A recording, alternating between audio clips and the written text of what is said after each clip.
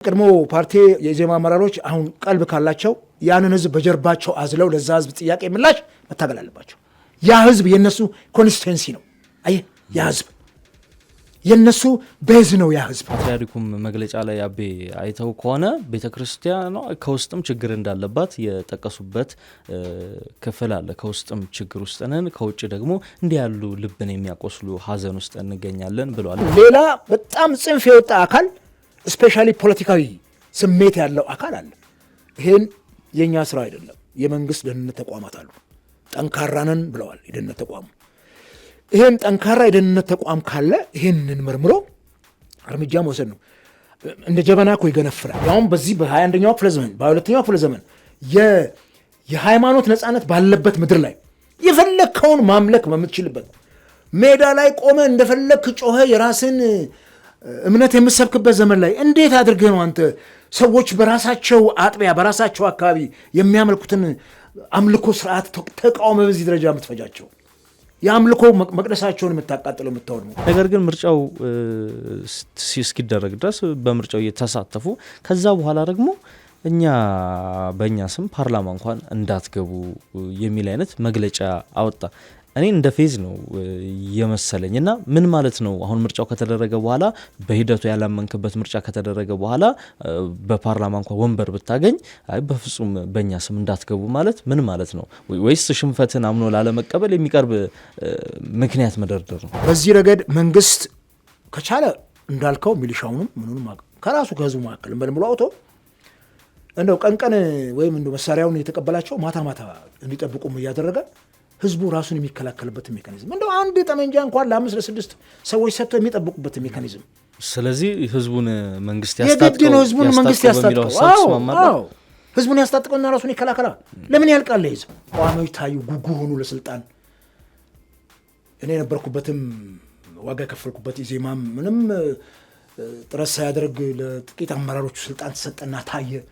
በኋላ ማር ከላሱ ለማዳ ነው የሚሆኑት። ልክ አሞሌ ጨው እንደላሰች ላም ወተቷን ትታለባለች። አያሞሌ የላሰችና ጀስት ይሄ ተጠናና ጠቅላይ ሚኒስትሩን በግልጽ ፓርላማ ውስጥ የሚቀጥለው ፓርላማ እንዲህ አይሆንም፣ ዥንጉርጉር ነው የሚሆነው፣ የተቃዋሚዎች ስብጥርም ይኖራል፣ ይሄን ወቁ ብለው ተናገሩ። ሪሊ እስልምናው ሴን ይቀበለዋል? አይቀበሉትም። ይኸው እና ሁለት አህመድ እኮ እነ አህመድ ዲንጀበል ኡስታዝ በጣም እኮ ነው የተቃወሙት። ኡስታዝ እኮ ደመናና ደመና በሚል እኮ ነው የጻፉት። አው ልክ አይደለማ። አይ እስልምናውና ክርስትናው ኢትዮጵያ ውስጥ ተዋዶ እኮ ነው የኖረው። በአመጽ በጦርነት ከሚቀየር መንግስት በምርጫ የሚቀየር መንግስት የፓርቲ ፖለቲካ ደግሞ ሰፍቶ ምህዳሩ ሰፍቶ ፓርቲዎች አቅም ፈጥረው አገር የሚመሩበት እንዳደጉት ሀገሮች የምናየው ቢሆን በጣም ደስ ይለናል። በቃ ለቀህ ከወጣ ለቀህ ውጣት ነው። እየወጣ ጎራዴህን ይዘህ ዘራፍ አካኪ ዘራፍ ለወጣ ነው የምትል ከሆነ ይታዘባል እኮ ህዝብ። አልወጣም ከሆነ አልወጣም ነው። እስከ ምርጫው መጨረሻ እንሄዳለን፣ ውጤቱን እናያለን። ከዛ በኋላ ትግላችን ይቀጥላል። ሌላ 5 ዓመትም አለ። እስከዛ ገዢውን ፓርቲ በሰላማዊ ትግል እናስጨንቀዋለን ብለህ እኮ ሌላ ፕላን ቢ አዘጋጅተህ ነው የምትታገለው እንጂ አሁን ተነስተህ የተመረጣችሁ እንዳትገቡ። ማን ተመረጠ ከትብብር?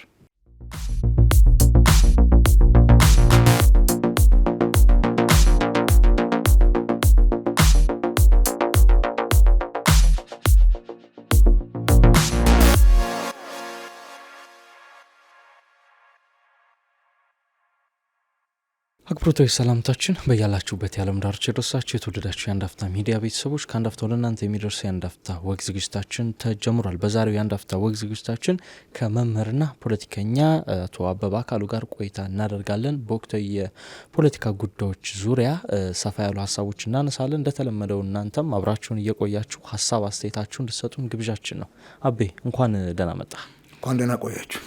በጣም አድርጌ አመሰግናለሁ። ካለህ ጊዜ ላይ የሚሰማህን ስሜት ያለህን ሀሳብ ሼር ልታደርገን ስለፈቀድክ በጣም አመሰግናለሁ። በርከት ያሉ ጉዳዮችን እናነሳለን። በተለይ የዚህ ሳምንት ሀገሪቱ ሁለት አይነት መልክ ያላቸው ነገር ግን ትልልቅ የሚባሉ ክስተቶችን አስተናግዳለች። ከነዛም መካከል 7ኛው አገራዊ ምርጫና በምስራቅ አርሲ ደግሞ አሰኮ በተባለ ስፍራ ላይ በርካታ የኦርቶዶክስ እምነት ተከታዮች ላይ ያነጣጠረ ግድያና ጥቃት የመፈጸሙ ጉዳይ ነው። እንግዲህ እነዚህ ሁነቶች በኢትዮጵያ የፖለቲካ ሰማይ ስር በአንድ ሳምንት ጊዜ ውስጥ የተፈጸሙ የተለያየ መልክ ያላቸው ክስተቶች ናቸው ብለን ልንመዘግባቸው እንችላለን፣ እንመለከታቸዋለን። ከምርጫው ጋር ተያይዞ ግን ወጣ ያሉ ሀሳቦችን ማንሳታችን አይቀርም። የምርጫውን ሂደት በተቃዋሚዎቹም ዙሪያ እያወጡ ያሉት መግለጫዎች አሉ።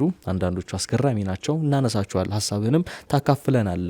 ከምስራቅ አርሲው ጉዳይ እንነሳ። በተደጋጋሚ እዛ አካባቢ ጥቃት ይፈጸማል። ቤተ ክርስቲያኖች ይጠቃሉ፣ ይዘረፋሉ፣ አማኞችም ይገደላሉ፣ ካህናቶችም ይገደላሉ። ከዚህ ቀደም የወጡ ሪፖርቶች ያሳያሉ። ከወራቶች በፊትም በኢትዮጵያ የሃይማኖቶች ጉባኤ የተሰባጠረ ልዑክ በስፍራ ሄዶ አጣርቶ ነበር። በወቅቱ እንግዲህ የሸኔ ታጣቂዎችና ሌሎች ጽንፈኛ አይኖች ላቸው እዛ አካባቢ ጥቃት የሚፈጽሙት ነገር የሚል ነገር ሲነሳ ነበር በአጣሪ ኮሚቴው በኩል። ያ በራሱ ትችት የተነሳበት እንደነበር እናስታውሳለን። በምርጫው ዋዜማ ላይ ደግሞ ባለፈው እሁድ ግንቦት 23 ላይ በርካታ ኦርቶዶክሳውያን እንደተጨፈጨፉ እንደተገደሉ መረጃዎች ያሳያሉ። ይህን ተከትሎ እንግዲህ የኦሮሚያ ክልል መንግስት በወቅቱ አንድ አመራር ለቢቢሲ ሲናገሩ ስለ ጉዳዩ ምንም የሰማነው ነገር የለም ብለው ነበር። በትላንትናው ዕለት ግን የክልሉ ኮሚኒኬሽን ቢሮ ኃላፊ አቶ ኃይሉ አዱኛ ጥቃቱ የተፈጸመው በሸኔ ታጣቂዎች ነው የሚል ነገር አንስቷል። እዛ አካባቢ እየተከሰተ ያለውን ግድያ ምንድን ነው ምክንያቱ? ለምንድን ነው በተደጋጋሚ እየተፈጸመ ያለው? አቤ ያንተን ሀሳብ ሼር አድርገን። እሺ፣ በቅድሚያ በዚህ በግፍ የተገደሉ ወገኖቻችን ነፍስ ይማር ማለት አለብን። እነሱንም በህሊናችን ማሰብ አለብን። የአርሲ ጉዳይ እንቆቅልሽ ነው የሚሆነው። በሀገራችን ሰማይ ስር በተደጋጋሚ የሚከሰት መንግስት አለው በሚልበት ሀገር ለምስራቅ አፍሪካ ከምንድን ነው ከኛ ሀገር ጠረፍ ከሶማሌ እስከ ምጽዋ ድረስ የባህር ላይ ወንበዴዎችን ጭምር ማጥፋት የሚችል ኃይል አለኝ ሲሉን የነበሩ መሪዎቻችን ከአዲስ አበባ አፍንጫ ስር ያለውን የአርሲን ጉዳይ በተለይ ከ2015 ዓ.ም ጀምሮ በዚህ ሁኔታ ዜጎች በእምነታቸውና በማንነታቸው እየተለዩ ሲጨፈጨፉ፣ በቤተ ክርስቲያን ላይ ያን ያክል ውድመት ሲፈጠር ሪሊ ምንድን ነው መንግስት እየሰራ ያለው? ይሄ ደግሞ የሚያሳፍረው በምርጫ ዋዜማ በመላው ሀገሪቱ ለሚደረገው ምርጫ እኮ ሰላም አስከባሪ ኃይል ወይም የሚሊሻ ሰራዊት እኮ መንግስት አሰማርቷል። መከላከያው፣ ፌዴራል ፖሊሱ፣ የክልል ፖሊስ፣ ሚሊሻ፣ ሌላውም የጸጥታ ኃይል በየቦታው አለ። እዚህ ቦታ አልነበሩም? እሁድ እንግዲህ እዛ ኮሮጆ የተቀመጠበት ምርጫ ጣቢያ ምርጫው ካልተደረገ ወይ ይሄ ሁሉ ሲደረግ የምርጫ እንቅስቃሴ የለም ከተባለ መንግስት ችግር ስለነበረ እዛ አካባቢ ምርጫ አልነበረም ብሎ ይንገራል። ከዚህ በዘለለ ግን ለምርጫው በዚህ ደረጃ እንቅስቃሴ የሚደረግበት ዋዜማ ላይ ይህን ሁሉ ሰው መጨፍጨፍ ማለት ምንድን ነው? ከምን ጋር የተያያዘ ነው? 100 ምናምን ዓመት የፈጀ አንድ ቤተክርስቲያን የቆየ ዕድሜ ጠገብ ቤተክርስቲያን አቃጥለ ጭምር የህዝቡን እምነት በዚህ ደረጃ መገዳደር ሪሊ የሃይማኖት እኩልነት አለ ብሎ መንግስት ያረጋግጣል ወይ? አንተ የፈለግከው ማመን መብት ነው። ነገር ግን በዚህ ደረጃ ይሄ በየትኛውም ዘመን ላይ ያደረገ ምናልባት በነ ዮዲት ጉዲት ምናልባት በነ ግራኝ አህመድ ዘመን ካልሆነ በስተቀር ቤተ ክርስቲያን በዚህ በብልጽግና ዘመን ላይ እንደገጠማት አይነት ችግር ገጥሟት አያውቅም። ባለፈው በነበረው ውዝግብ ታውቃለህ፣ ሶማሌ ክልል ላይ ምን ያክል ችግር ተፈጥሮ ምን ያክል የእምነት አባቶች እንደተገደሉ ምን ያህል ቤተ ክርስቲያን ተቃጠለ አይተናል። እሱን ደግሞ አገግመን ስንመጣ አርሲ ላይ ምንድን ነው እሱ እንዴት ተደጋገመው? በአመት ውስጥ 2-3 ጊዜ የሚደረገው ለምንድን ነው? ለዛ ህዝብ እንትን የማንለው የሚለው ነገር ሲታሰብ እኔ ትላንትም የፓትርያርኩን መግለጫ ሰምቻለሁኝ። በተለይ የምስራቅ ሀገረ ስብከት ዋና ስራ አስኪያጅ የሆኑት ሊቀ ትጉሃን ከፍ ያለው ሸንቁጤ በጣም የሚያሳዝን እንትን ነው የሰጡት። ተራ ለማድረግ የእርስ በርስ አለመግባባት ነው። ትንሽ የእሳት አደጋም ተከስቷል። የቤተ ክርስቲያኒቷ እኮ መሪ ናቸው፣ አባት ተብለው የተቀመጡ ናቸው እኮ። ይሄ ሁሉ ህዝብ ምንም ይሁን አሁን የህዝብ ቁጥሩ ጉዳይ አይደለም። 13 ሰው የሚል ነው አሁን እየወጣ ያለው መረጃ፣ የውጭ ሚዲያዎች የሚዘግቡት እንግዲህ እናየዋለን ወደፊት። አሁን እኮ የሚባለው ምንድን ነው? ተወስደው የጠፉ አሉ፣ ይትረፉ ይኑሩ አይታወቅም። እሱ ሁሉ ሲረጋገጥ ነው ይሄን ያክል ሰው ሞተ የሚባለው። ዘንድ ይሄንን በዚህ ደረጃ ዝቅ አድርገው ማየታቸው ሪሊ እሳቸው እረኛ ናቸው የምእመኑ? ምንድን ነው ችግሩ? ባለፈው ታውቃለህ በተፈጠረው ችግር የኢትዮጵያ የዚህ የሃይማኖት ጉባኤ እዛ ድረስ ወክለው እነ ቀሲስ ታጋይን እንዴት አድበስበሰውት እንዳለፈው አይተናል። ለገዢው ፓርቲ ያላቸውን ወገናዊነት እዛ ሄዶ አሳይተውናል በሰው ደም ላይ። ይሄ መንግስት የሚመረጠው ይሄ መንግስት የሚመራው ሰውን አይደለም ወይ? የዜጋ ነፍስ እኮ ልዩነት የለውም። የምትመራው ህዝብ እንዲህ እንትን ሲል እንዴት ነው ምረጡኝ የምትለው? ዜጎች ለቅሷቸውን ጥለው የልጃቸውን ቀብር ጥለው መረጡኝ ያለ መንግስት በምርጫ ዋዜማ ደግሞ እንዲህ ሲጨፈጨፍ ሰው ምንድን ነው የሚሰማው? ለምንድን ነው የእነሱን ማውራት ያልተቻለው? ለምንድን ነው የማይዘገበው? ይሄ ለምንድን ነው ዝም የሚለው? ፋና ይህን ሁሉ የሚያረብደው የመንግስት ሚዲያ የእነኚህ ሰዎች ነፍስ ህይወት አይደለም ወይ?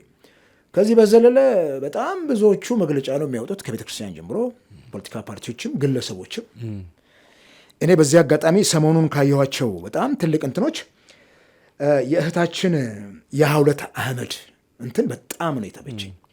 በእውነት በጣም ልናመሰገነት ይገባል ሐውለትን። ይህን ሻማ ማብራት ሰልችተናል። በቃ ሀዘኑን እንትን ብለን መሰልቸት ነው አይደል የሚሆነው። ሻማውም ሰልችታለች። ሌሎችም አሉ እነ ኡስታዝ ያሲንም በጣም በምሬት ተናግረዋል። ሪሊ ለምንድን ነው እሱ ይሄንን ማማረር ያልቻል ነው? ለምንድን ነው ይሄን ብቻ ኩይዝ አድርገን እንለፈው? ሁሌ መግለጫ። ለምንድን ነው ስር ነቀል እርምጃ የማይወሰደው?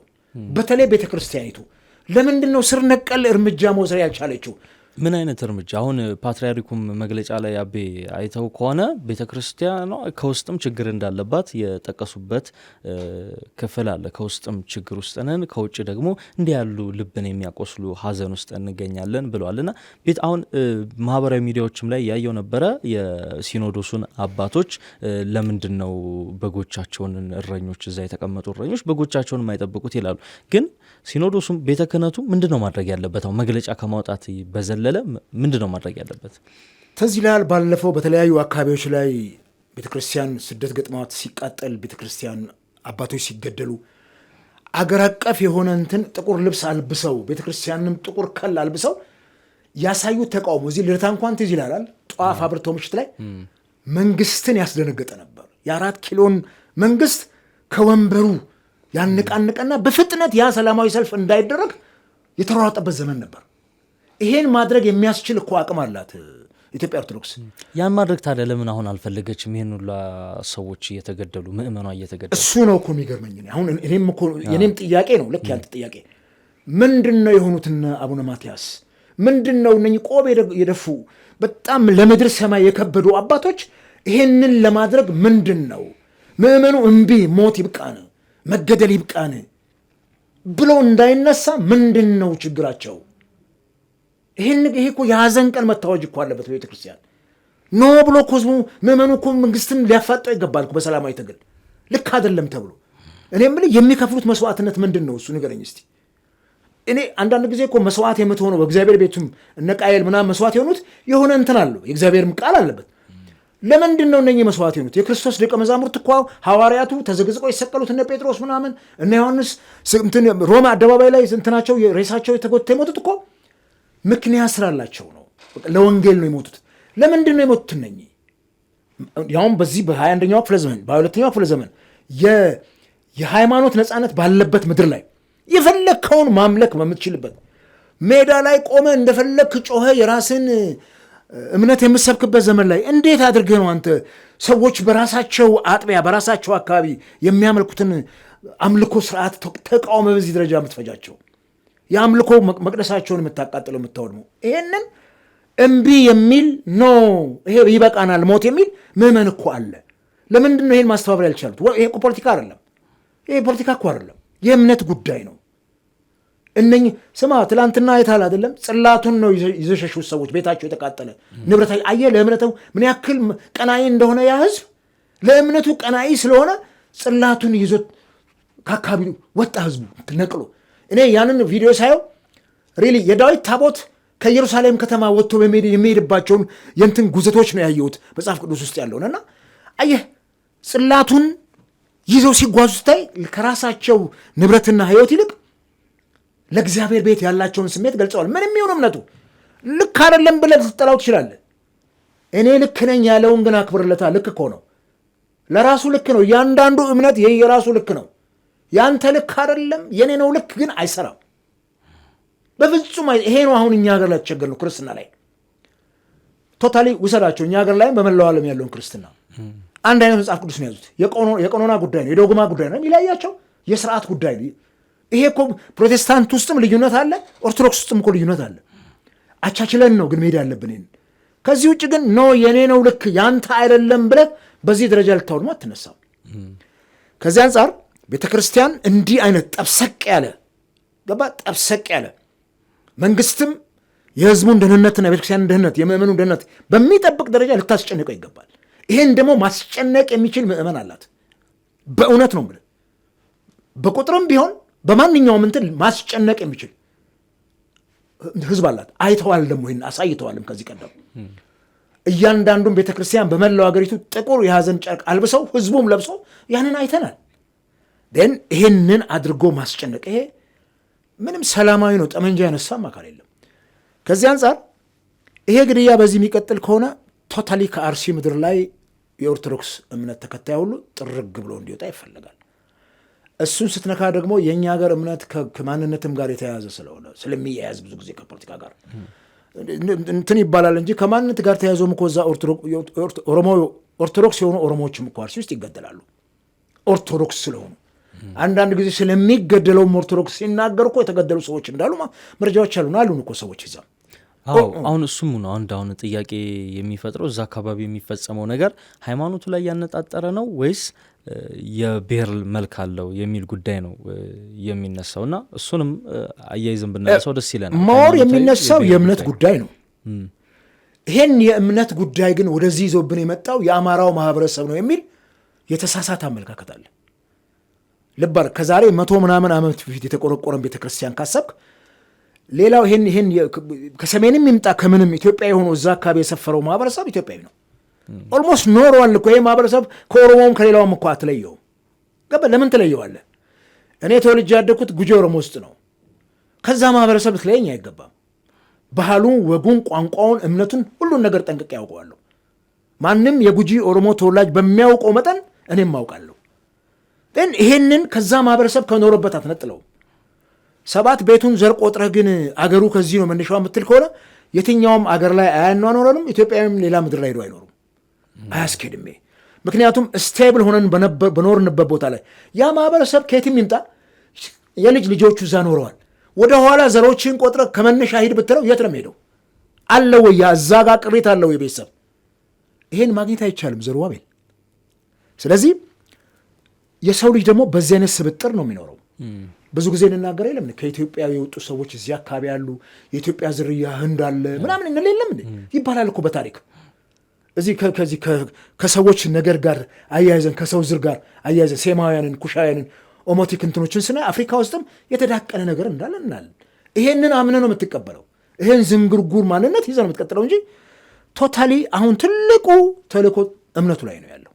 እምነቱ በዚህ ደረጃ ከዛ ኤሪያ ላይ እንዲወገድ ነው የተፈለገው። በዚህ የሚቀጥል ደግሞ ከሆነ ሁሉም ጋር ይሄን አይነት ችግር ነው የሚፈጠረው። ሪሊ እስልምናው ሴን ይቀበለዋል? አይቀበሉትም። ይኸው እና ሁለት አህመድ እኮ እነ አህመድ ዲንጀበል ኡስታዝ በጣም እኮ ነው የተቃወሙት። ኡስታዝ እኮ ደመናና ደመና በሚል እኮ ነው የጻፉት። አው ልክ አይደለማ። እስልምናውና ክርስትናው ኢትዮጵያ ውስጥ ተዋዶ እኮ ነው የኖረው። እንደ ህዝብ እኮ በጣም ነው እንደ አብረን ኖረናል እኮ እንዴ። እኔ የምልህ ሰርግ ሲደገስ እኔ ተወልጄ ባደግኩበት እኮ ለኦርቶዶክስ ለብቻ ታርዶ፣ ለሙስሊሙ ለብቻ ታርዶ አብረው ግን ያን ማህበራዊ መስተጋብር ይቋደሳሉ። ይሄ ማህበረሰብ እኮ ነው ያለን። ለምንድን ነው ዛሬ መታ አንተ አንዱን እምነት የገፋ ሌላውን ከሌላ ጋር? ይሄ የእስልምናም ሃይማኖት ፍላጎት አይደለም በፍጹም። አንዳንድ ሰዎች ከዛም ጋር ሊያያዩት ይሞክራሉ። አይደለም በፍጹም። ሌላ በጣም ጽንፍ የወጣ አካል ስፔሻሊ ፖለቲካዊ ስሜት ያለው አካል አለ። ይሄን የኛ ስራ አይደለም። የመንግስት ደህንነት ተቋማት አሉ።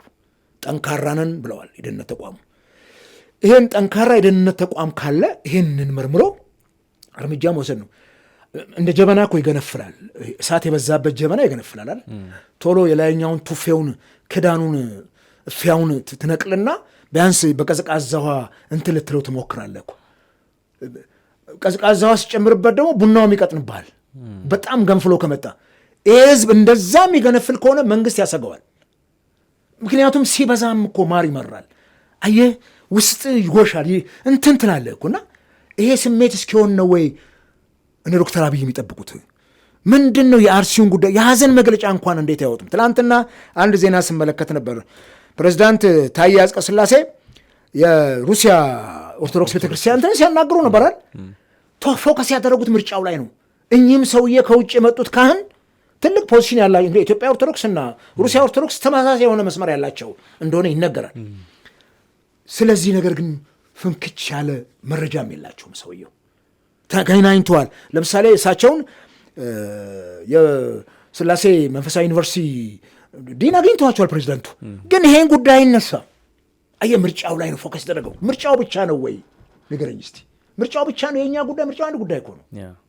ምርጫው ነው ወይ የኛ ችግር?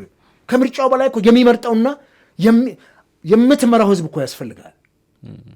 እና እነዚህ ጉዳዮች በሚዲያም ተነግረው መቆም ነበረባቸውና እኔ ቤተክርስቲያኒቷ እኔ ትልቅ አባት ናቸው፣ እናከብራቸዋለን። በአባትነታቸው ሁሉንም እናከብራቸዋለን።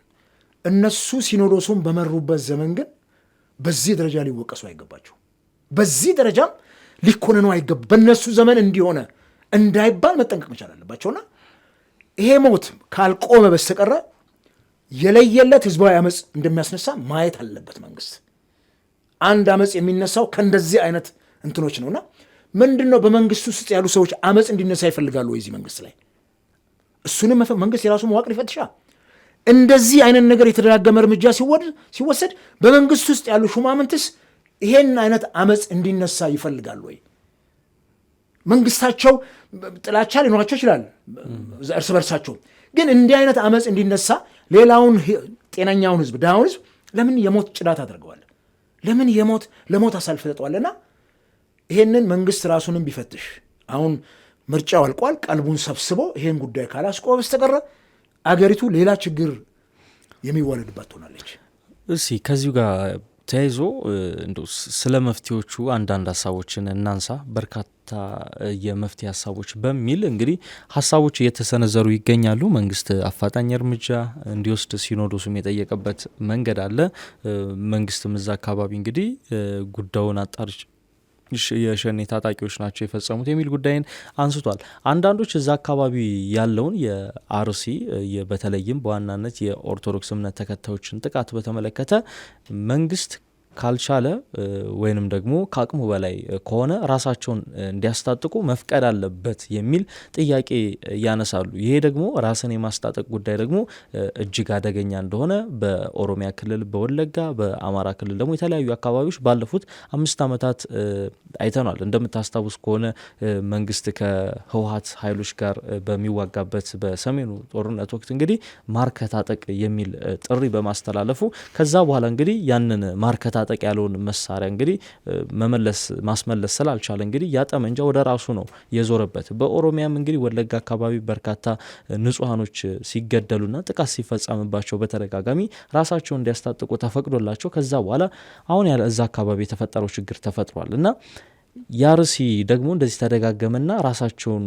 እንዲያስታጥቁ መንግስት ይፍቀድላቸው የሚል ተደጋጋሚ ጥሪዎችን እንሰማለን እና ይህንን ጉዳይ እንዴት ነው የምታየው? ቤስቲ ከግራም ከቀኝም ያለውን ነገር እንዴት ታየዋለህ? ይኸውልህ መንግስትም የሚያሰማራቸው ህግን የሚያስከብሩ የፖሊስ፣ የመከላከያ፣ የሚሊሻ አካላት መነሻቸው ከህዝብ ነው አይደል? ከህዝብ ነው መነሻቸው።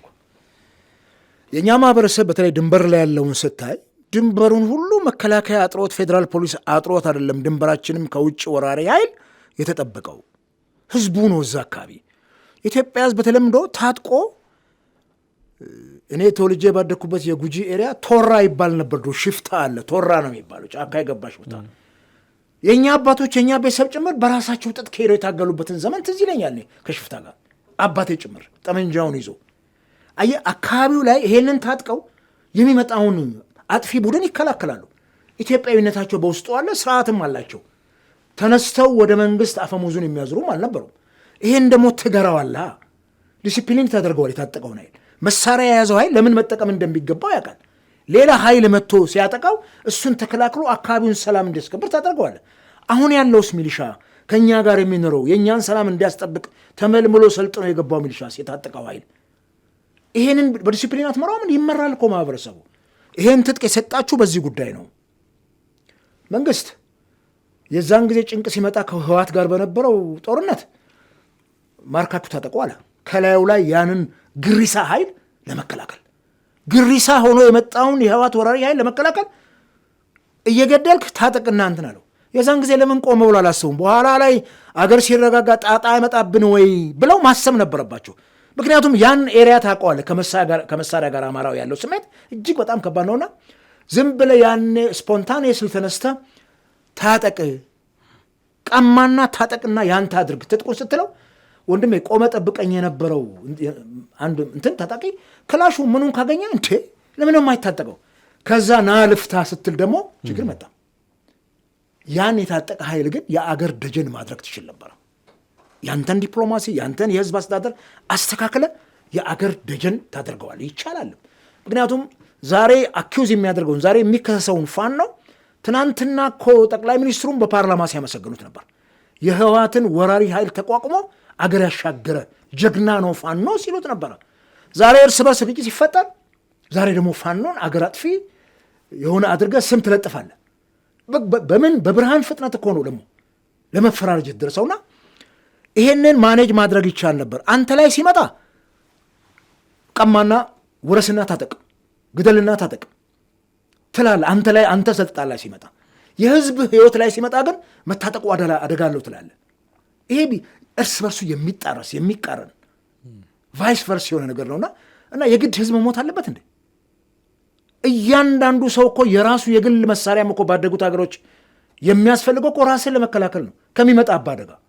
እሱ ደግሞ እንደ አሜሪካ ባሉ ሀገራት ላይ ጣጣ ሲያመጣ እኮ አይተናል። እና ምን ታደርገዋል? ያን ማኔጅ ማድረግ ነዋ።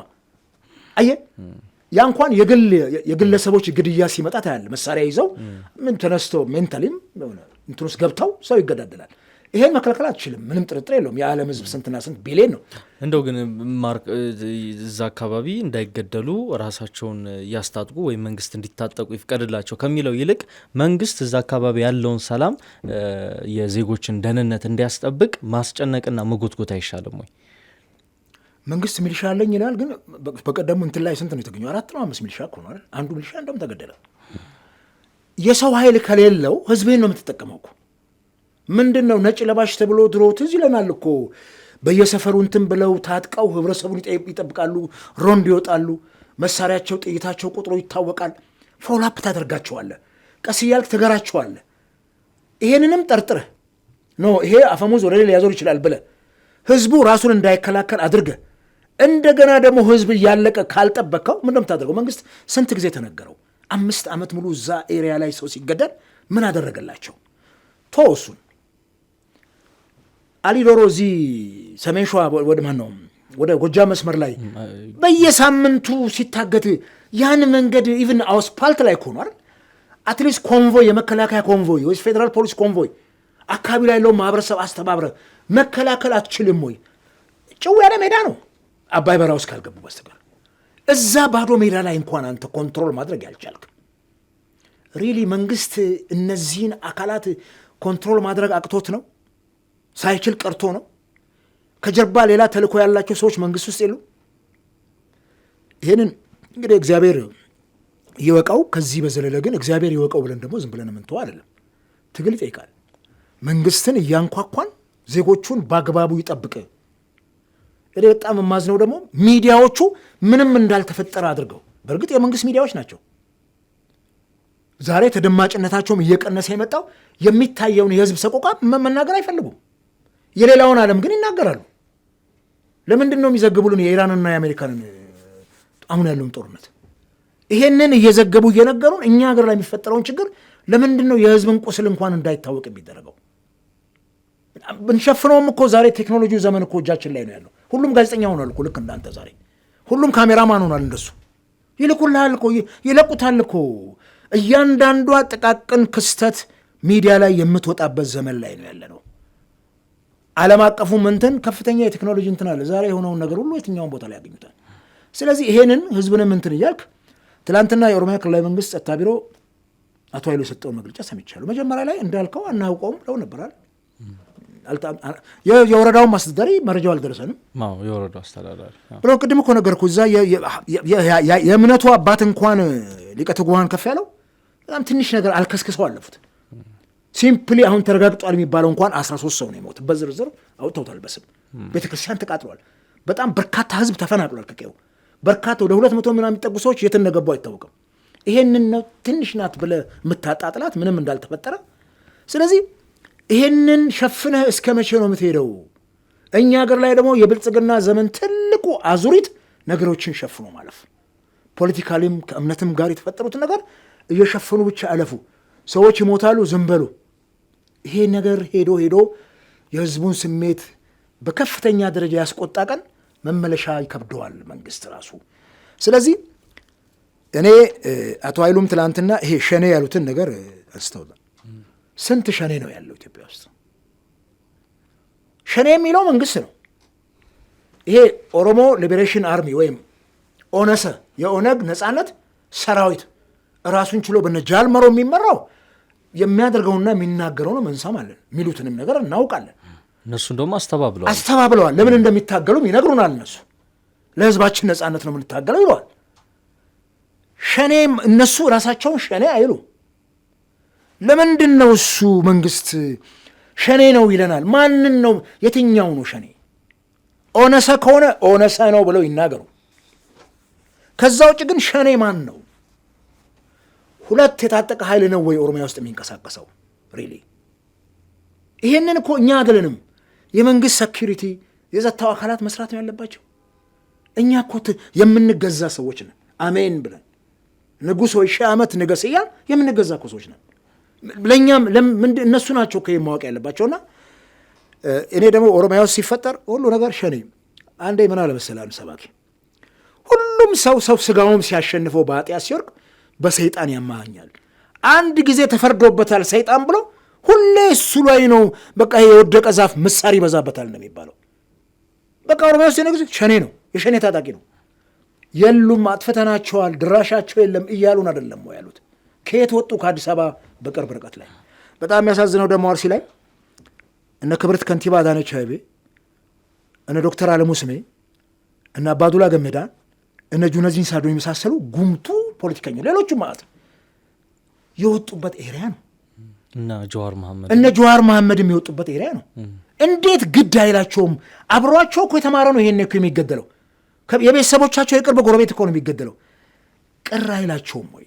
አይሰማቸውም ወይ? አብሮ ከልጆቻቸው ጋር ተዋልደው እኮ እዛ ያደጉ ናቸው።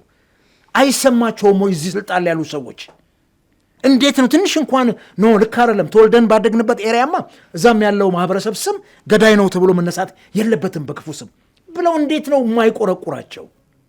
እንዴት አይነት ዘመን ላይ እንደደረስን እኮ ዘሩባቤል በጣም ነው የሚያሳዝነው። በዚህ ደረጃ ተጨካክነናል ማለት ነውና ነገ መቀባበር እንኳን የምንችል አይመስለኝም በዚህ አይነት። ስለዚህ ይሄንን ጥሩ የኢትዮጵያ ባህል የነበረው ነገር ቶታሊ እየተበላሸ መጥቷልና በዚህ ረገድ መንግስት ከቻለ እንዳልከው ሚሊሻውንም ምኑንም ከራሱ ከህዝቡ መካከል በልምሎ አውቶ እንደው ቀንቀን ወይም እንደው መሳሪያውን የተቀበላቸው ማታ ማታ እንዲጠብቁም እያደረገ ህዝቡ ራሱን የሚከላከልበት ሜካኒዝም እንደው አንድ ጠመንጃ እንኳን ለ5 ለ6 ሰዎች ሰጥተው የሚጠብቁበት ሜካኒዝም። ስለዚህ ህዝቡን መንግስት ያስታጥቀው ህዝቡን መንግስት ያስታጥቀው ህዝቡን ያስታጥቀውና ራሱን ይከላከላ። ለምን ያልቃል ህዝብ? መንግስት አቅም የለኝም የሰው ኃይል የለኝም ካለ ሌላውንም ሚሊሻውንም ሰራዊቱንም እኮ መከላከያውን ከህዝብ መሃል ነው የሚያወጣው። ዜን ከህዝብ መሃል አውጥቶ አካባቢ ላይ ጸጥታ እንዲያስረኩ ማድረግ ነው። ከዛ ውጭ በስርዓት መምራት ነው ማኔጅመንቱ። ይሄን ማድረግ ከተቻለ ለምንድን ነው አገር ሁሉም የታጠቀ ሰው አገር ያፈርሳል እንዴ? ይሄን ፈርተ ደግሞ እስከ መቼ ህዝብ ታስጨርሳለህ? ወደ እኔ አፈሙዝ ያዙራል ብለህ ፈርተ ህዝብን እያስጨረስክ አፈሙዝ ጠመንጃ ብቻ ነው እንዴ አፈሙዝ? ህዝባዊ አመፅ እኮ ከአፈሙዝ ይበልጣል። የአገር ልመት በአንዴ የሚያወርድ በአንድ ጊዜ መንግስትን ከስልጣኑ የሚገለብጥ እኮ ህዝባዊ አመፅ። ህዝባዊ ቁጣ መጥፎ እኮ ነው፣ ከአፈሙዝ በላይ ነው። ይህንንም መፍራት አለበት መንግስት። አየ ችግሩ የከፋ ሲመጣ ህዝብን ታስነሳዋለና መንግስት ሁለት ወዳያ ነው። ስልጣኑንም ላይ መቆየት ከፈለገ ይሄን ህዝብ ከመካከላቸው የተሻሉ ሰዎችን ዲሲፕሊን ሰዎችን አስታጥቆ አካባቢው ማህበረሰብ ራሱ እንዲጠብቅ ማድረግ ተገቢ ነው የሚሆነው። በጣም ጥሩ እንግዲህ በጣም አመሰግናለሁ አቢ ሀሳብን በዚህ ጉዳይ ላይ ስላጋራኝ። እንደው በድጋሚ በተደጋጋሚ በዚህ ሳምንት በሰራናቸው ዘገባዎችም እንደዚሁም ደግሞ የቃለ መጠይቅ ዝግጅቶቻችን ላይ በዛ አካባቢ ለተገደሉ ቤተሰቦቻቸው ላጡ ዜጎች መጽናናትን ተመኝተናል። አሁንም በድጋሚ መጽናናት እንመኛለን። የቀጣው አጀንዳችን እንመልከተው። 7ኛው ምርጫ ተደርጓል። ብዙ አነጋጋሪ አወዛጋቢ ክስተቶችን የተመለከትንበት ያየንበት እጅጉን የቀዘቀዘ ሊባል የሚችል የምርጫ ሂደት የነበረው ጉዞ እንደነበር ይታወቃል። ነገር ግን ተገዶም እንበል ወዶም ይሁን እንግዲህ የዕለት ዕለት ግን ሰው ከሌሊት ጀምሮ በመውጣት እንግዲህ እስከ ምሽት ድረስ ሲመርጥ እንደነበር በተለያዩ ስፍራዎች የነበሩ ታዛቢ ጋዜጠኞች ሲዘግቡት ነበረ። የምርጫውን ሂደት ተከትሎ እንግዲህ አንተ በርካታ ሀሳቦችን ስሰነዝር ነበረ። ከዚያ ከምርጫው በኋላ ደግሞ ድምጽ በየጊዜያዊ የምርጫ ውጤት በየጣቢያዎቹ ከተለጠፈ በኋላ ደግሞ አንዳንድ ፓርቲዎች ያወጧቸው መግለጫዎች አሉ። ለአብነትም ትብብር ለኢትዮጵያ የተባለው ኢህአፓ፣ እናት ፓርቲ፣ አማራ ጊዮና የመሳሰሉ ፓርቲዎች የተጣመሩበት ብናሸንፍ እንኳን እኛን በእኛ ስም ፓርላማ እንዳትገቡ የሚል የሚያነጋግር መግለጫን አውጥቷል። ምርጫው እንዴት አየኸው? ከዛ ወደ ትብብሩ መግለጫ እንሄዳለን። አቤ እንግዲህ ምርጫው 7 ዙር ኢትዮጵያ መርጣለች። ከዘመነ ኢህአዴግ ጀምሮ ወደ ምርጫ ፖለቲካ የመጣንበት ዘመን ጥሩ ነው። አንድ ምርታ ማሳየት ነው። በአመፅ በጦርነት ከሚቀየር መንግስት በምርጫ የሚቀየር መንግስት፣ የፓርቲ ፖለቲካ ደግሞ ሰፍቶ ምህዳሩ ሰፍቶ ፓርቲዎች አቅም ፈጥረው አገር የሚመሩበት እንዳደጉት ሀገሮች የምናየው ቢሆን በጣም ደስ ይለናል። ይሄ የሚቀጥለው ትውልድ ያመጣዋል ብለን ተስፋ እናደርጋለን። ዓለምም ትሰለጥናለች። እኛም ከዓለም ስልጣኔ ውጭ ስለማንሆን ዋጋ ያስከፍላሉ። ያው ዛሬ እነ አሜሪካን በዚህ ደረጃ ላይ የደረሱት በምርጫ መንግስትን መቀየር ያስቻላቸው ያውም የፕሬዝደንቶቹን የጊዜ ገደብ እየወሰኑ ይሄ የመጣው ከብዙ ጊዜ ቆይታ በኋላ ነው። ምንም የታሪካችን 3000 ዓመት አለው ወይም አሜሪካን ትናንት 200 ምናምን ዓመት ይሆናትና ብለን ምንል እንግዲህ ቀድመው ሰልጥነዋል። ቆዳቸው ነጭ ስለሆነ አይደለም፣ አርቀው ስላሰቡ ነው። ይህንን ግምት ውስጥ አስገብተን የእኛን 7ኛው ሀገራዊ ምርጫ እኔ ያው ገዢው ፓርቲ ሚዲያዎቹ እንደ መንግስት ሰማያት እንኳን እንደ አይነት ምርጫ ያደረገ እስከማይመስል ድረስ ነው የሚነግሩን። ምርጫ ቢደረግ በመንግስት ሰማያት ና ቱ ዛት ኤክስቴንት ዲሞክራሲያዊ እንደማይሆን እዚህ ያለው ግን ከዛም በላይ እንደሆነ ይነግሩናል። እኔ ምርጫ ህዝብ ለህዝብ እንዳያገዳድል ነው የምፈራው። እሱ ነው አደገኛው ነገር። በምርጫ አገር ከምትፈርስ ስልጣን ላይ ያለው መንግስት ነፍሱ እንትኑ ረዝማ አገር ቢያስተዳድር አገር ከፈረሰች የምታመጣው ነገር የለም። ነገር ግን አገር ትፈርሳለች ደግሞ ብለን አምባገነኖች እንደፈለጉ ትከሻይ ላይ ሲጫወቱብም ዝም ብላ አታቸውም። ምርጫውን ማዘመን አስፈላጊ ነው። 7ኛው ሀገራዊ ምርጫ እኔ ባለፉት ካደረግናቸው ምርጫዎች እጅግ የሚያሳፍር እኛ በጣም ያሳፍራል የምንለው ምርጫ እኔ አንድነት ፓርቲ አፈ ጉባኤ በነበርኩበት ሰዓት ፕሮፌሰር መርጋ መቃና የመሩት ምርጫ ቦርድ ያደረገው ነገር እንዴት አድርጎ አንድነት ፓርቲን ከጫወታ ውጭ እንዳደረገው ህወሓት እንዴት አድርጋ ለአንድ ግለሰብ አንስታ ፓርቲውን ሰጥታ እንዴት ኮላፕስ እንዳደረገ ፓርቲ እናዝናለን። ወደ 400 ምናምን መቀመጫ እጩ ነበር ያቀረበውና የዛን ጊዜ ረግመናቸዋል በጣም።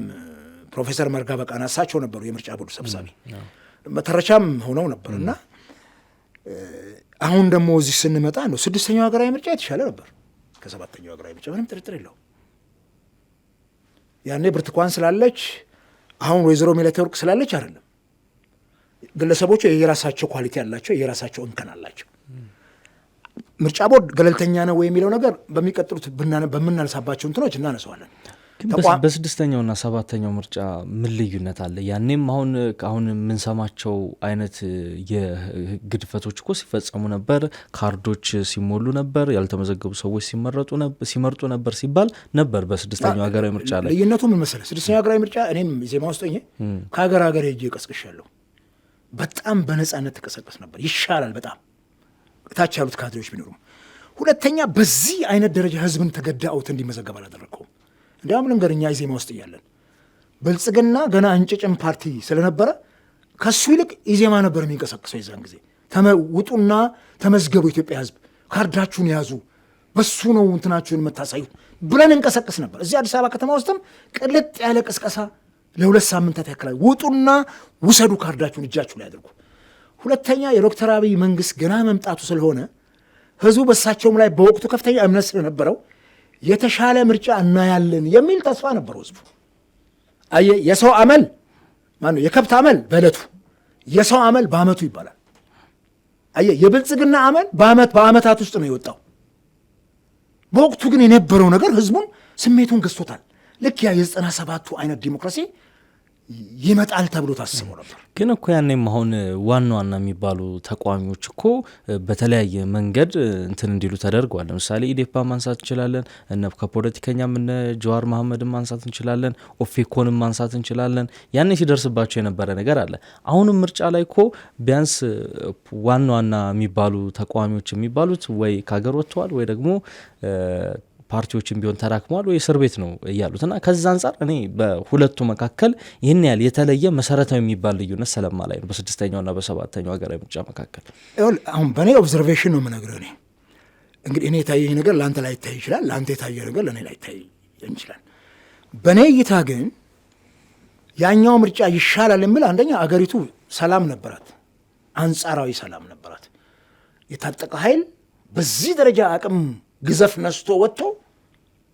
ነስቶ ክልሎችን ጭምር በዛ ደረጃ ምርጫው ላይ ትልቅ ተጽዕኖ እስከሚያሳድር ድረስ መቼም በአውሮፕላንና በድሮን ታጅቦ ወይም በመከላከያ ሰራዊት ኮምቦይ ታጅቦ የተደረገ ምርጫ አልነበረም።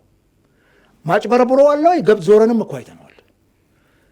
እሱን ትላለህ፣ ሁል ጊዜ ነው የምናገረው እንደ ሞኝ።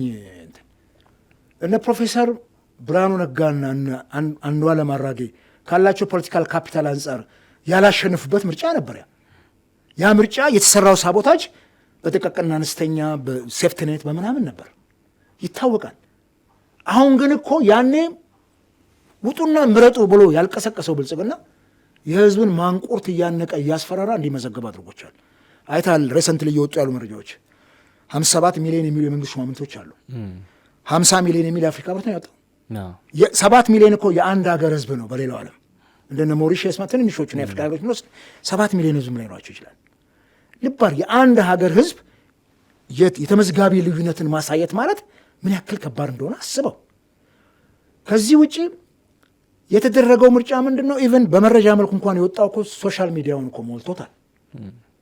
ሲጠቀጠቅ ያደረበት ሁሉ ቦታ አለ። ቀድሞም ያለቀበት ምርጫው አለ።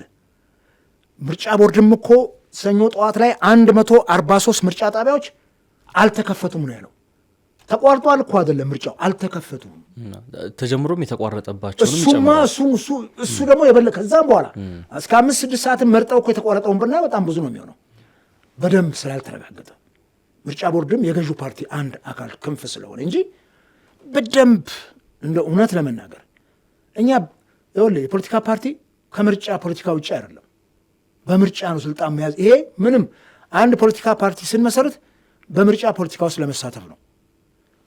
ሌላ ተልእኮ ካለ ወደዛ አካል መሄድ ነው እንጂ ፖለቲካ ውስጥ እዚህ ቁጭ ብለህ እንትን አትልም። ይሄንን ማድረግ በሚያስችል መልኩ ነበረ ወይ? አምና የተለቀቀ ወንበር አልነበረም ለተቃዋሚዎች። ለዲያቆን ዳንኤል ክብረት ብቻ ነው ምርጫ ክልል 28 ላይ የተለቀቀው። ያኔ ብልጽግና ለዲያቆን ዳንኤል ክብረት ለቀቀላቸው። እኔ እዛ ምርጫ ክልል ነው ድምፅ የሰጠሁት። ዶክተር ባንቲገኝ የኢዜማም ተወካይ እዛ ነው። እሱን ነው ለማስመረጥ የተሯሯጥ ነው። የተደረገውን ነገር እናውቃለን። እንዲያውም እዛ ምርጫ ጣቢያ የባልደራስና የኢዜማ ድምፅ ሲቆጠር ዲያቆን ዳንኤል ክብረት ካገኙት ድምፅ ከፍ ያለ ነበር። የዛን ጊዜ ፓርቲዎችን መብራት ቢኖር ኖሮ አትሊስት የተወሰነ እንትን ታደርጋለህ፣ ማነሳለ ነገር አለ በኋላ። ነገር ግን ዘንድሮ ደግሞ ታያ የተቃዋሚዎች ታዩ፣ ጉጉ ሆኑ ለስልጣን። እኔ የነበርኩበትም ዋጋ የከፈልኩበት ኢዜማም ምንም ጥረት ሳያደርግ ለጥቂት አመራሮቹ ስልጣን ተሰጠና ታየ። በኋላ ማር ከላሱ ለማዳ ነው የሚሆኑት። ልክ አሞሌ ጨው እንደላሰች ላም ወተቷን ትታለባለች። አሞሌ የላሰችና ጀስት ይሄ ተጠናና ጠቅላይ ሚኒስትሩን በግልጽ ፓርላማ ውስጥ የሚቀጥለው ፓርላማ እንዲህ አይሆንም፣ ዥንጉርጉር ነው የሚሆነው፣ የተቃዋሚዎች ስብጥርም ይኖራል፣ ይህን ወቁ ብለው ተናገሩ። ይሄንን አይተናል። እንግዲህ ቃል በቃል ደግሞ ሰሞኑን ውጤቱ ሙሉ ለሙሉ ሳይገለጽም አቶ ሽመልስ አብዲሳ የኦሮሚያ ክልል ፕሬዚዳንት አንድ የተናገሩት ቋንቋ ነበረ። ህዝቡ የራሱን ግዴታ ተወጥቷል። አሁን እኛ ትከሻ ላይ ነው፣ ኃላፊው ትከሻ ላይ ነው እንትኑ ያለው። ከምኔው እንደሚያሸንፉ አወቁ። ውጤት ሳይገለጽ አሁን ድረስ ተገልጿል። ገና ምርጫ ቦርድ እየሰራ አይደል? ውጤቱ እንኳንም አልተገለጸም።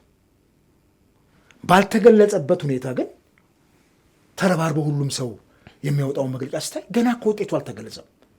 ውጤትን መጠበቅ አስፈላጊ ነው የሚሆነው። ከዚህ አንጻር ከዛኛው ምርጫ በጣም እንትን ያለ ነው የምልህ። ህዝብ በግድ የተዋከበበት፣ ሰው በምርጫ እምነት ያጣበት፣ የምርጫ እንትኖች ተሰብስበው የተቀመጡበት፣ በየቤቱ ያንኳኩ እዚያ አዲስ አበባ ከተማ ውስጥም ካድሬዎች ህዝቡን እንዲመዘገብ ያስጨነቁበት ወቅት ስለነበረ ይሄ ተገቢ አይደለም። መመረጥ መብት ነው፣ ግዴታ አይደለም። መብት ነው። ከፈለክ ትመርጣለህ፣ ካልፈለክ አትመርጥም። ባለመምረጥ አንተ የምትጎዳም ከሆነ ልጎዳ አልመርጥም ብሎ ካለ መብት ነው። የሰውን ደግሞ ራይት ማክበር አለብህ። በግድ አንገቱን አንቀህ የምታስመርጠው ህዝብ መኖር የለበትም። እና ከዚህ አንጻር ሪላቲቭሊ ያለፈው ምርጫ ይሻላል። እንደ ሳቦታጁ ቢሰራ እንኳን እንዲህ አይን ያወጣና ያገጠጥ አልነበረም። ገባ? እንዲህ አይን ያወጣ። ሁለተኛ የሀገሪቱ አስቻይ ሁኔታ ደህና ነበር የዛን ጊዜ። በጣም ሲምፕል ግጭት ነው እንጂ ያለው እንዲህ ይህን ያክል ችግር ምናልባት እንትን ላይ ነው፣ ቤኒሻንጉል ጉሙዝ ላይ ነው የተሻገረው ምርጫው። የዛን ጊዜም ፓርቲዎቹ ኦፌኮ፣ ኦነግ አንወዳደርም ያሉት በመላ ኦሮሚያ ያለው ቢሮዎችን ተዘጋ ነው። እኔም በሄድኩበት ቦታ ያየኋቸው አሉ ቢሮዎቻቸውን ዘግተው ዜን ራሳቸውን አገለሉ። ቦይኮት ማድረግ ደግሞ ራይታቸው ነው። ይሄን ኤክሰርሳይስም ለፓርቲዎች አሳዩ። አየህ፣ ይሄ የተሻለ ዲሞክራሲ ነበረ። አሁን ግን በዚህ አይነት መልኩ አይደለም። በግድ ከምትጎርስበት እጅ ላይ የተቀማ ነው ድምፅ የተወሰደው። ይሄን ደግሞ ስንት ሰው ታዘበው። ሪሊ አሁን አማራ ክልል ላይ ያለውን ምርጫ፣ ኦሮሚያ ላይ ወለጋ ኤሪያ ላይ በከፊል ሸዋ፣ ጉጂ፣ ምዕራብ ምስራቅ ጉጂ ያለውን ማን አየው? ሪሊ እኛ እኮ ከዛ ማህበረሰብ ነው የወጣ ነው። እንሰማለን እኮ በጣም ብዙ ነገር። ማህበረሰቡ እኮ ይደርሰዋል መረጃ። እና እንደው ይሄን ምርጫ ውጮቹ በጣም ዲሞክራሲያዊ ነው ምናምን የአፍሪካ ህብረት ታዛቢዎች ኡሁሩ ኬንያታ የኢጋድ ሰዎች ስለመሰከሩለት አለ። ለዚህ መንግስት የሚጠቅመው የሚያስተዳድረው ህዝብ ሲመሰክርለት ነው። እነኛ መሰከሩ አልመሰከሩ፣ ህዝብ ከወደደ አንተን፣ እነኛም ወደው ሳይሆን በግድ መንግስትን ይወዱታል። የነዚያን ይሁንታ ብቻ ነው የምንጠብቀው። የውጭዎቹን ብራኬ ስለሚያበድሩን፣ እርዳታ ስለሚለግሱን። እዚህ ህዝብ ግን በአንተ ላይ ቂም ይዞ ቋጥሮ እንዴት ነው የምታስተዳድረው? ይህን ህዝብ በጡንቻ እንዲህ ጨምቀህ በጠመንጃ ፈሙዝ።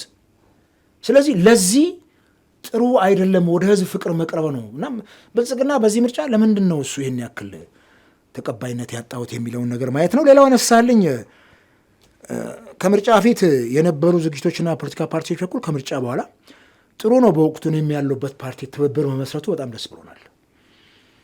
ትብብር ስትመሰረት አቅምህን አንድ ላይ ቅድም ነገርኩ።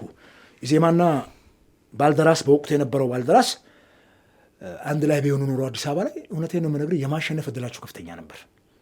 አልሆን ብሎ ነው የዛን ጊዜ ይሄ የፓርቲዎች የእርስ በርስ መገፋፋት ከሀገር ይልቅ የራስን ስልጣንና ጥቅም ማስከበር ሆኖ እንጂ መርጅ ቢያደርጉና ኮአሊሽን ገቨርንመንት እንኳን ለመመስረት እኮ ሰው እንዲህ ትብብር ይፈጥራል።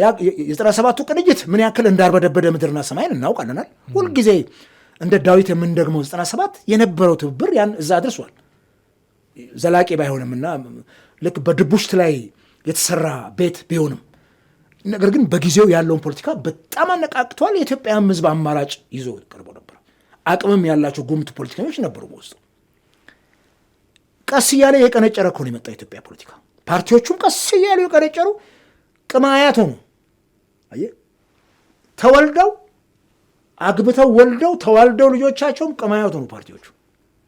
ከአንዱ ፓርቲ አንዱ የተገነጠለ ከአንዱ ፓርቲ የተገነጠለ ወደ አንዱ በኩል እንዲሆንና እንደ አሜባ ተራባን። ይሄ ምንን አሳጣን? አቅም አሳጣን።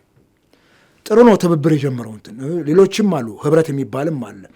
8 ምናምን የክልል ፓርቲዎች በጋራ እንደዚህ አይነት የጋራ ጥምረት ሲኖር ድምፅ አታባክንም። አየህ፣ ህዝቡ ዘንድም ጥሩ ነው።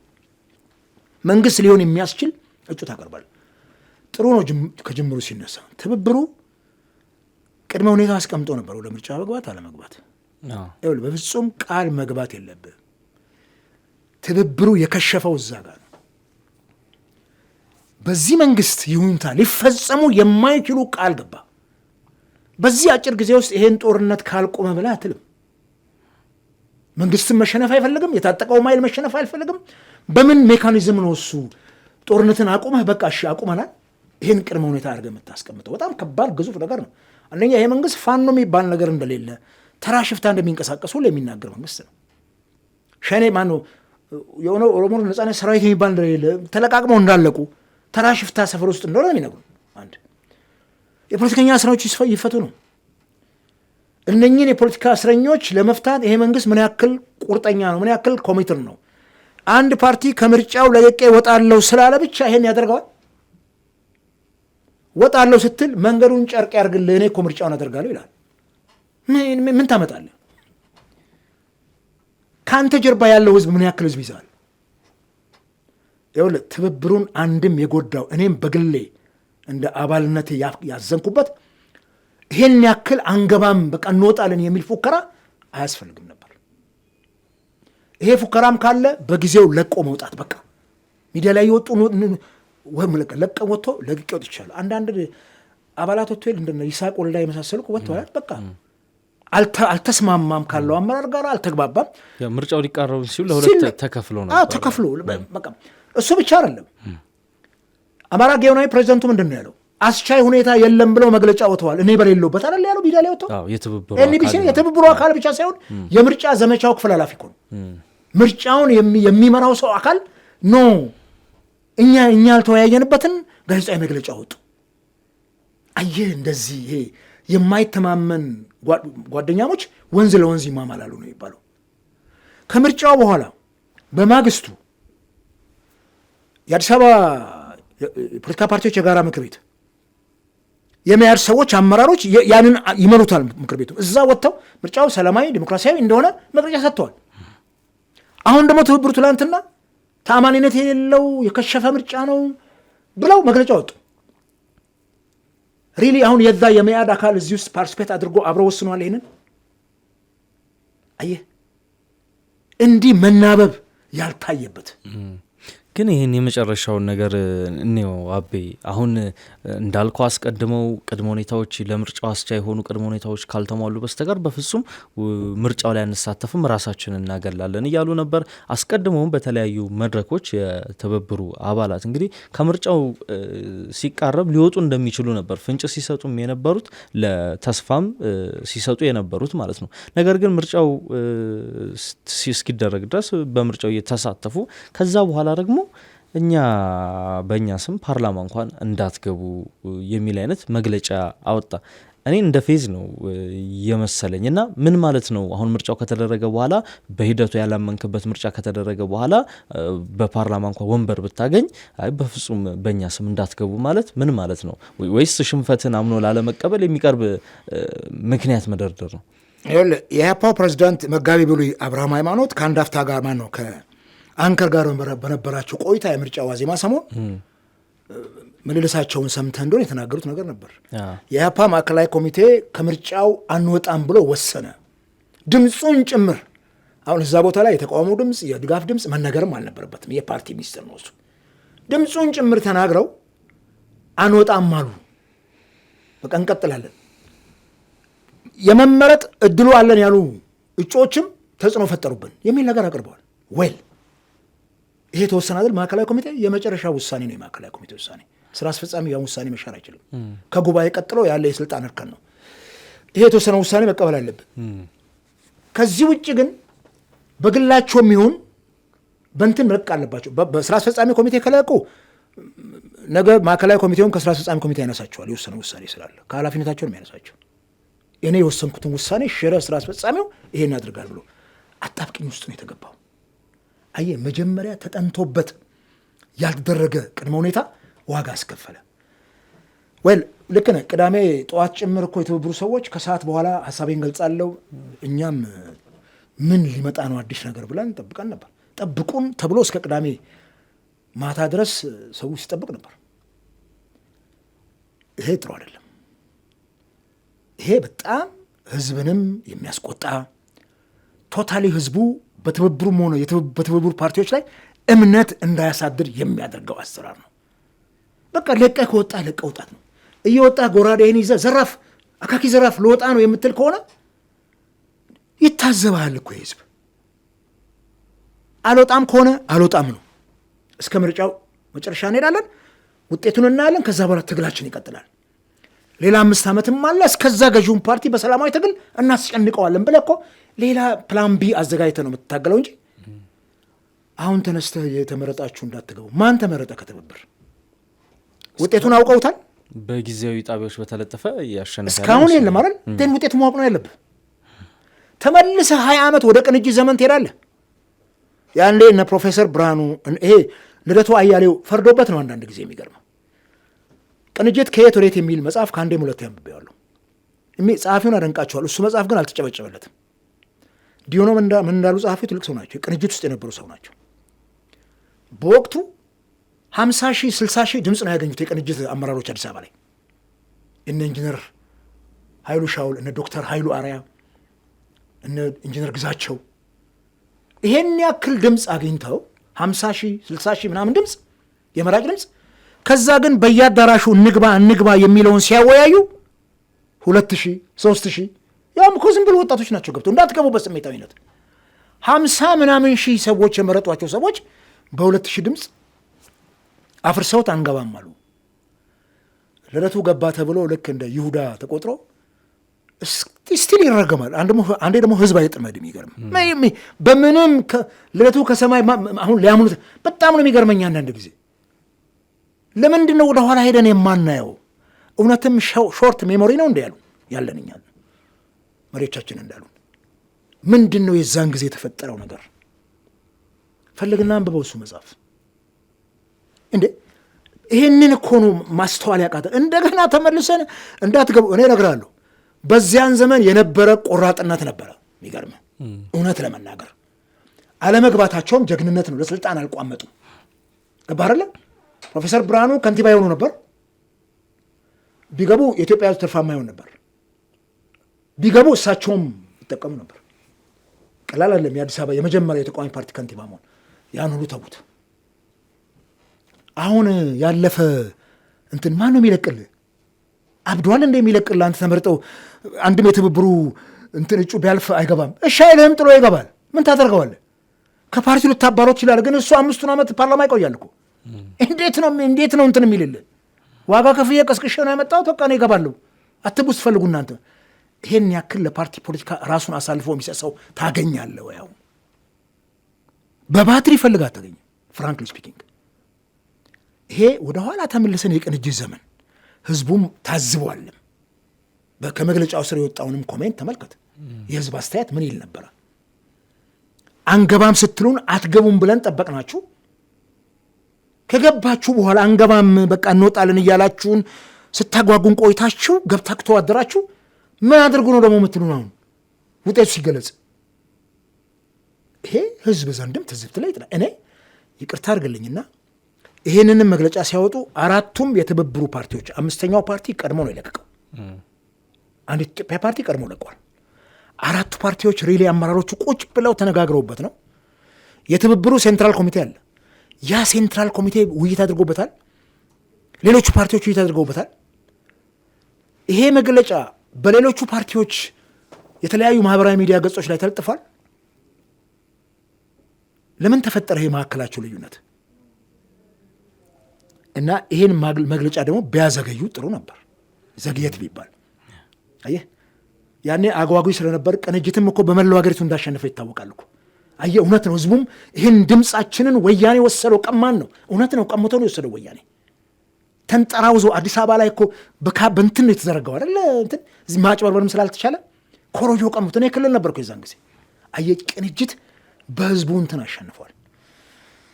ግን አንድ ነገር ልበልህ፣ አሁንም በህዝቡ ትግል ያሸነፉ ቦታዎች አሉ። ለምሳሌ አርባ ምንጭ ዙሪያ ወረዳ የዘይሴ ምርጫ ክልል፣ ደቡብ ኢትዮጵያ። አሁንም ደቡብ ኢትዮጵያ አማራው ኬሌ ዶክተር አወቀ አምዛ የተዋደረበት ዘይሴ አቶ አብርሃም አሞሼ ኢዜማ ውስጥ እያለን በስድስተኛው ሀገራዊ ምርጫ ሁለቱም አሸንፈዋል። አንኤክስፔክትድ እነኚህ ሁለት ምርጫ ክልሎች ያሸንፋሉ ተብሎ አልታሰበም። አሸንፈን የምርጫ ዕለት ህዝቡን ጭምር ሜዳ ላይ አግኝተን የፓርላማ እንትኖች ተመርቀው በእንትኑ ባህል እና ወደ ፓርላማ ይላኳቸው ጀግና ብለን እኛም እኮ በጣም አድንቀናቸዋል። አሁን ግን እነሱም ላይ ተመድቦባቸው ነበር፣ አልተለቀም ነበር። የብልጽግና ሰዎች ምን ያክል ስትሮንግ ህዝብ እንደሆነ የዘይሴ ህዝብ እኔ በቅርበት ስለማቅ የዛ ማህበረሰብ እንደ አንድ አካል አድርጌ የራሴን ስለምወስድ ምን ያክል ስትሮንግ በጣም ብዙ ሰው ተገሎባቸው እንኳን ባለፉት 5 ዓመታት የምንመርጠውን እኛንን የምንመርጠው ብለው እነሱ አሁን በዳረጎት የተሰጣቸው ፓርላማ አይደለም። ስለዚህ ደረታቸውን ነፍተው ገብተው እኛ በህዝብ ድምፅ ነው ያገኘነው ብለው በዳረጎት የገቡትን ሰዎች ሊወርሩባቸው ሁሉ ይችላሉ። ከዛ ውጪ ኦይዳ ምርጫ ጣቢያም ላይ እንደዚሁ ኢዜማ አሸንፏል። ጀግና ህዝብ ነው። ያ ህዝብ ተለቆለት አይደለም ከብልጽግና እኔ አብርሃም አሞሼ ዶክተርና አምባሳደር ገበየው ጋር ነው ጉሮሮ ለጉሮሮ የተናነቀው። በጣም በሚገርም ድምፅ ብልጫ ነው ያሸንፈው 9,000 ምናምን ለ1,000 ምናምን። አየህ ህዝብ እንዲህ ሲጠነክር ይኸውልህ የዘይሴ የአማሮኬሌ የኦይዳ ምርጫ ጣቢያዎች ሌላው የኢትዮጵያ ህዝብ ምስክር ናቸው። ሌላው መራጭ ለሚቀጥሉ ዘመናት የህይወት መስዋዕትነት እንኳን ተከፍሎ ኮሮጆውን ጠብቀህ ጀግነህ ከወጣ የምትፈልገውን የህዝብ ተወካይ ትመርጣለህ። ይህንን አስተምረውናል ብዬ ነው የማስበው። እኔ ከአዲስ አበባ ከ500 እስከ 650 ኪሎ ሜትር ርቀት ላይ ነው ያሉት እነኛ አካባቢዎች።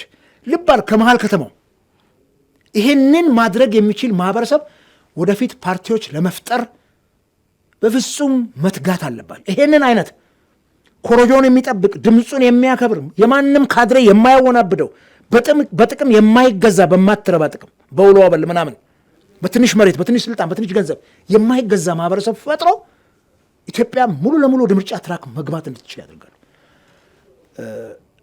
የቀድሞ ፓርቲ የኢዜማ አመራሮች አሁን ቀልብ ካላቸው ያንን ህዝብ በጀርባቸው አዝለው ለዛ ህዝብ ጥያቄ ምላሽ መታገል አለባቸው።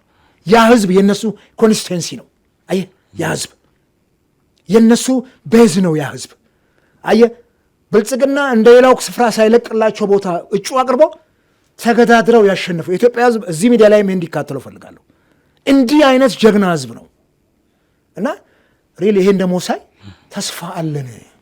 ምንም ያደረገዡ ፓርቲ ማአት ነገር አድርጓቸዋል፣ ግን እሱን ተቋቁሞ መውጣት የሚያክል ነገር የለም። አሁን እነኚህን ሰዎች ለቃችሁ ውጡ ብትላቸው ለምን ይወጣሉ? የህዝብ መርጧቸዋል፣ ታግለው። አየህ ከብልጽግና ጉሮሮ ነጥቀው ፓርላማ ገብተዋል፣ ተወካይ ሆነው ህዝባቸው። በቃዲዮስ ይህ ህዝብ አሁን ጀግና ህዝብ ነው፣ ተመራጮቹም ጀግኖች ናቸው። ስለዚህ እንዲህ አይነትም ነገር ስላለ እኔ ትብብሩ ቸኮለ ሪሊ ምናልባት ወደፊት እኔ አሁን ተራ ባለም ስለሆንኩ እንደው ካለኝ የፖለቲካ ኮሚትመንት ወደ ሚዲያው ቀርቦ የሚገርም ነገር እውነቱን መናገር ፈልጋለሁ። ወይረቤር በይኩበት ከማንም ምንም ዳረጎት አልፈልግም፣ ከማንም ምንም ስልጣን አልፈልግም። እኔ የእኔ ስልጣን ኢትዮጵያ ሰላም ሆና ኢትዮጵያ ዲሞክራሲያዊ መንገድ ሄዳ እሱ በጣም ለልጆቼ የምትመች ሀገር ስትሆን እሱ የኛ ስልጣን ነው የሚሆነው። ከዚህ በዘለለ ግን ትብብሩ ያወጣውን እንትን እንደገና ቢፈትሸው ጥሩ ነው። ከቻላችሁ ደግሞ እዚህ መድረክ ላይ ጋብዟቸውና ዝም ብሎ ለስለስ የሚል አይደለም፣ ሊያፋጥጥ የሚችሉ ጥያቄዎችን አቅርባችሁ ምንድን ነው የራሳችንንም ስህተት ማመን አለብና። አየህ ቅንጅት የዛን ጊዜ የራሱን ስህተት ባለማመኑ ቅንጅት የዛን ጊዜ እኮ የተወለዱ ልጆች ቅንጅት ተብለው ሁሉ እኮ ስም ወጥቶላቸዋል። ልክ በደርግ ዘመን አብዮት ተብለው እንደወጣላቸው ሰዎች ቅንጅት ተብሎ እኔ ዲላ ላይ ገጥሞኛል። በኢዜማ ከዘጅ አንድ የዜማ አመራር የነበረ ሰው ልጁ ቅንጅት ነው፣ አሁን ኦልሞስት ዩኒቨርሲቲ ገብቷል። የቅንጅት አባት ነው የሚባለው። ምን ለምን አወጣህለት ስንለው አይ በቅንጅት እንትን ምርጫ ወቅት ነው የተወለደው። አየህ ያ ዘመን ፉርሽ ሆኖ አለፈና እንደው ታሪክ የሚያስቀምጠውን መገንትን ለማለት ጠርታችሁ አናግሯቸው። ሙከራ እያደረግን ነው።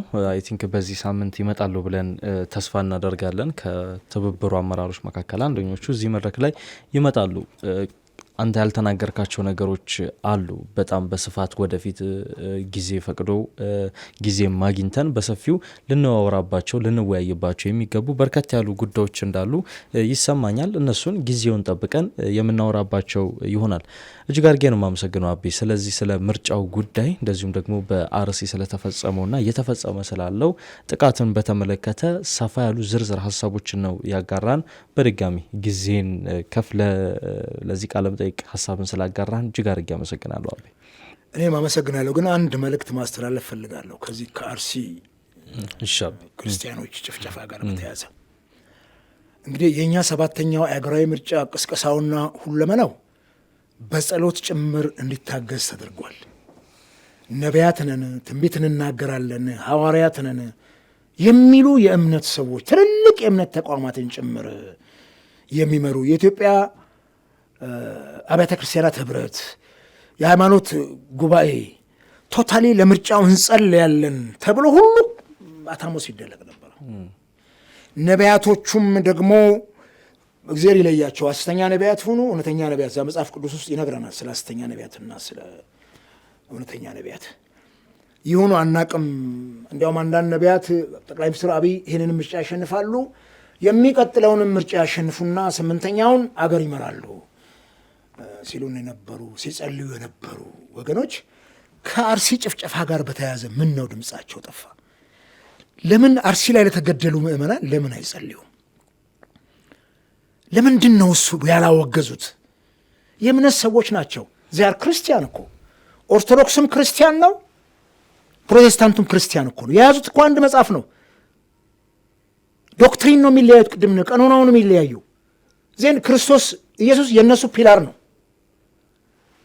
የእስልምና ወገኖቻችን እነ ሐውለት አህመድን የመሳሰሉ ሪሊ የዚህ ዘመን አይከን የሆነች ልጅ ምንወዳት እነ አህመድን ጀበል እነ ኡስታዝ ያሲን በዚህ ደረጃ ሲያወግዙት የታሉ እነኚህ ሐዋርያትንን ብሎ ሲጸልዩ የነበሩት ለምርጫው?